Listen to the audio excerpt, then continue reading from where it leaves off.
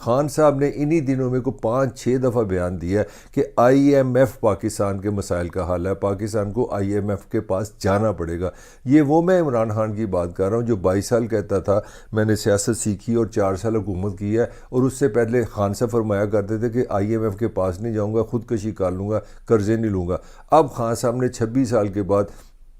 3-4 دفعہ جو ان کی میں نے سٹیٹمنٹ سنی ہے وہ ہے کہ آئی ایم ایف مسئلے کا حل ہے، اگر آپ آئی ایم ایف کے پاس نہیں جائیں گے تو آپ ڈیفالٹ کر جائیں گے۔ مان لیے خان صاحب بڑے نیشنلسٹ ہیں، مجھے کوئی اس پہ اعتراض نہیں، ان کو پاکستان سے محبت ہے، مجھے اس پہ کوئی اعتراض نہیں، میں یقین کرتا ہوں وہ بڑے مقبول ہیں، مجھے اس پہ بھی یقین ہے۔ میرا یہ بھی خیال ہے کہ اگر پاکستان میں الیکشن ہوں گے تو عمران خان جیتے گا، یہ بھی ٹھیک ہے۔ تو اگر آئی ایم ایف نے سارا کچھ کرنا ہے، اگر آئی ایم ایف سے جا کے جان چھوڑنی ہے تو پھر اسحاق ڈار کی طرف چلتے ہیں۔ تو اسحاق ڈار کیا کر رہا ہے؟ اسحاق ڈار بھی یہی کہہ رہا ہے کہ پاجی میں جو کرنا سی کر لیا، میں کچھ نہیں کر سکا، وہ جو سارے فکرے تھے سارے غلط ثابت